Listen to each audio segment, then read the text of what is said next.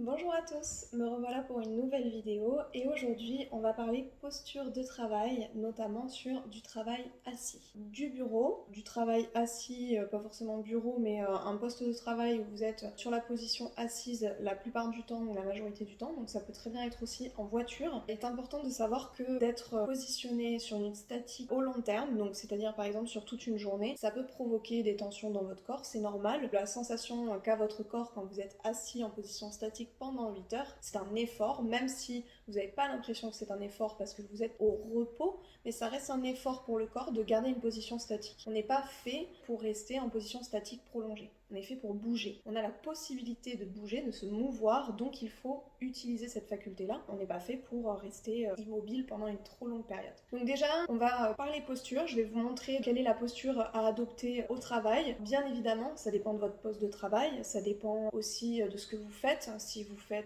Si vous êtes en caisse, que vous faites passer des articles, ou si vous êtes derrière un bureau, que vous avez plusieurs écrans, voilà, ça dépend aussi de tout ça. Mais là aujourd'hui, ce dont je voulais vous parler en priorité, c'est surtout de la posture que l'on a quand on est assis. Et aussi comment vous allez pouvoir aménager votre poste de travail pour qu'il soit plus agréable, en tout cas tout au long de votre quotidien, quoi. Donc ça c'est la première chose, la position. Et ensuite, je vais vous donner quelques petits conseils made in Marina, hein, j'ai pas la science infuse comme je l'ai dit dans les précédentes vidéos. Mais bon, c'est des petits conseils qui fonctionnent bien et qui peuvent vous être utiles, donc n'hésitez pas à les appliquer et à les garder surtout dans votre quotidien au travail. C'est parti pour la vidéo de posture. Donc on se retrouve sur mon poste de travail, mon bureau. Donc je vais vous montrer déjà dans un premier temps les positions qu'il ne faut pas forcément adopter, sinon vous allez vous faire mal au long terme. La première position, c'est le fait d'être avachi. Comme ça. C'est vrai qu'à force de passer la journée, on va prendre l'habitude de s'avachir, le bassin en rétroversion, flexion des lombaires, flexion des thoraciques, les omoplates qui se décollent de la colonne en fait, pour pouvoir venir écrire sur ordinateur ou sur un papier. Pour peu qu'on ait un ordinateur portable ou un téléphone, on va avoir la tête en flexion comme ceci. Ou un ordinateur portable. Si on a l'écran qui est en face, à la limite, on a la tête droite. Si on a un écran qui est trop haut, on a une extension cervicale. Sur le téléphone portable, on a une flexion cervicale un peu exagérée. Et quand on est sur un ordinateur portable, on a une légère flexion cervicale aussi. Si l'écran de l'ordinateur est en face, on a les cervicales qui sont droites. Mais dans cette position, on est bien d'accord, les thoraciques, les lombaires et le bassin ne sont pas dans la bonne position. Au long terme, ça va provoquer des douleurs. Ensuite, ce que les personnes ont tendance à faire quand on leur dit de se tenir droit, c'est ça. Oui, c'est vrai que dans cette position, on essaye d'être droit. Sauf que physiologiquement parlant, on a énormément de tension dans toute la musculature de la colonne et au long terme, vous n'allez pas le tenir. Vous allez avoir mal et donc au long terme, qu'est-ce que vous allez faire? Vous allez vous relâcher et puis vous allez finir comme ça. Donc finalement, d'être comme ça de base ou de vous mettre en position rectitude maximale, c'est pas forcément bon non plus parce que à terme, vous allez vous avachir. La meilleure position, c'est laquelle? Alors, j'ai la chance moi d'avoir un fauteuil avec déjà un petit arrondi sur les lombaires. C'est super. Mais si vous n'avez pas ça, comment vous faites? L'idéal, c'est un petit coussin. Bon, qu'est-ce qu'il a de spécial mon petit coussin? Il est relativement petit, il peut être rond, ovale, peu importe. Il est malléable, ok, mais pas avec des billes. Il n'est pas trop mou ni trop dur, il est parfait quoi. Alors, comment je me sers du petit coussin? Donc déjà, dans un premier temps, on va venir s'asseoir au fond de la chaise, vraiment. On pose les pieds au sol, à plat, et on va venir se mettre contre le fauteuil. Pour pouvoir se positionner droit sans être forcément contracté, on va se pencher en avant et on va venir glisser le coussin entre la chaise et le dos. On ne décolle pas le bassin de la chaise. Les fesses sont toujours bien au fond de la chaise. On positionne le coussin et on revient se mettre dessus. J'ai un appui pour la fin de mes thoraciques et le début de mes lombaires. Et j'ai aussi l'impression que mes omoplates viennent reposer sur le coussin. Finalement, le haut de mon corps, donc ma cage thoracique, mes omoplates, mes épaules, ne reposent pas sur mes lombaires, ne font pas du poids sur mes lombaires comme si j'étais tassée dessus, mais tout ça repose sur mon coussin. Mon coussin prend le poids de la partie haute de mon corps et ça soulage la pression que je pourrais avoir sur mes lombaires. Dans cette position-là, je suis droite, mais je ne suis pas contracté. J'ai tout mon poids qui pose sur le coussin et mon bassin qui est bien au fond de ma chaise. Ensuite, je vais pouvoir me rapprocher de mon bureau. L'idéal, c'est d'avoir le milieu de l'avant-bras qui pose sur le bureau, comme ceci. Pourquoi? Parce que si vous avez besoin d'aller chercher quelque chose, vous n'avez qu'à faire pivoter votre avant-bras sur le bureau. Donc l'idéal, c'est que mon clavier se situe ici, pour que je puisse pianoter et bouger mes avant-bras comme ceci. L'écran en face de mes yeux. Dans cette position, je peux travailler, je suis relâchée.